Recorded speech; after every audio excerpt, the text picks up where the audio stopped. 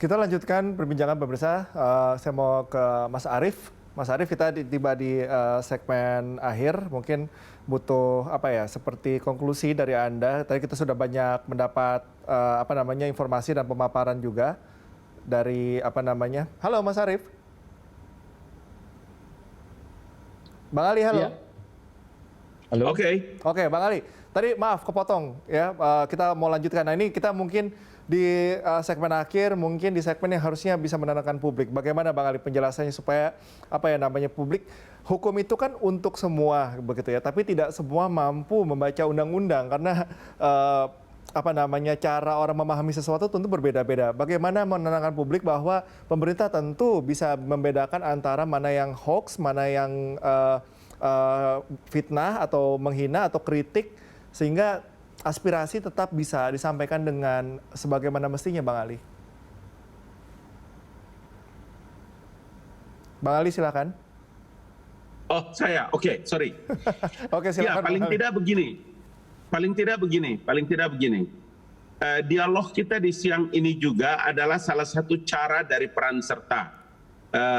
Berita Satu, kemudian teman-teman dari LBH seperti Mas Arief, ya saya dari kantor staf presiden, kemudian kita juga ikut menyampaikan kepada publik bahwa ketika orang membahas dan membicarakan tentang sebuah rancangan undang-undang seperti Kitab Undang-Undang Hukum Pidana pada hari ini, ya jangan pernah kita berpikir bahwa situasi hari ini atau presiden hari ini atau berita hoax pada hari ini dia serta-merta akan hilang atau dia akan berganti.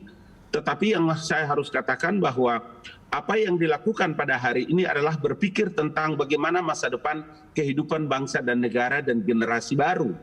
Karena dalam sistem nilai itu kan selalu diajarkan bahwa kita harus mempersiapkan segala kemungkinan yang terjadi pada hari ini untuk mengantisipasi kemungkinan yang akan datang. Itulah sebabnya kenapa Kitab Undang-Undang Hukum Pidana itu harus penting ada. Saya kira Arief tahu bahwa Kitab Undang-Undang Hukum Pidana yang datang peninggalan penjajah ya, Belanda ini, bagi Belanda sendiri juga itu sangat lama membutuhkan waktu menyiapkan kesempurnaan Kitab Undang-Undang Hukum Pidana.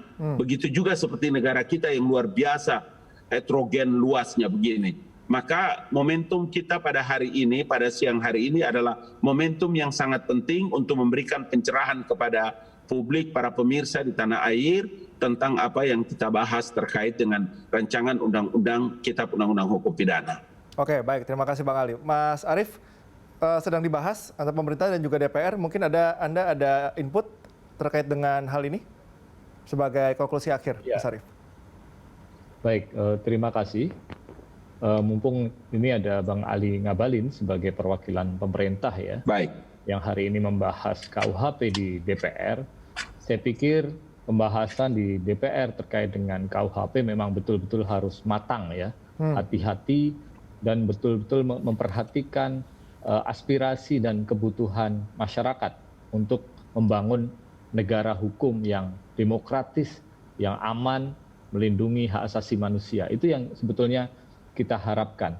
Dan tidak hanya di pasal 14 saja yang hari ini mungkin menjadi bahan diskusi kita, tapi di semua pasalnya. Hukum itu berlaku untuk semua, ya. Tidak boleh kemudian hanya berlaku untuk masyarakat miskin, masyarakat rentan, atau oposisi saja. Ini juga harus diperhatikan.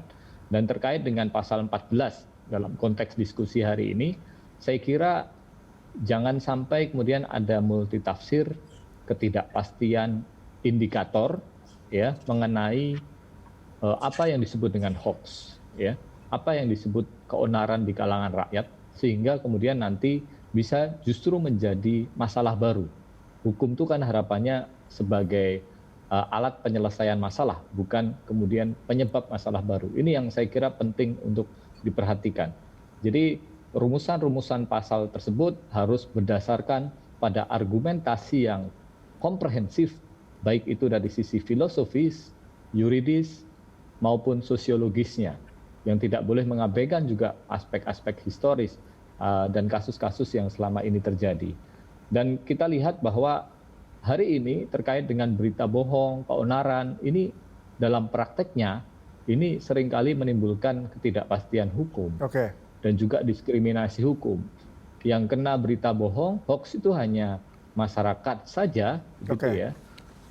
Yang khususnya mereka yang kritis, yang kemudian Oke. menjadi oposisi terhadap kebijakan pemerintah yang dinilai tidak berdasarkan konstitusi. Baik, Nah, Mas, dan ini Mas Arief. saya Baik, kira kita berbahaya. Oke, kita sebetulnya Jadi masih saya bisa kira ini ada yang yang bisa penting, banyak kita ya. breakdown sebenarnya dengan masalah ini karena ini sangat penting juga untuk aspirasi masyarakat. Tapi sayang sekali waktu kita terbatas, Mas Arief dan juga Bang Ali Ngabalin. Terima kasih atas waktunya bersama kami dan juga pemaparannya. Terima kasih sekali lagi. Salam sehat selalu. Terima kasih Cal, terima kasih Rip.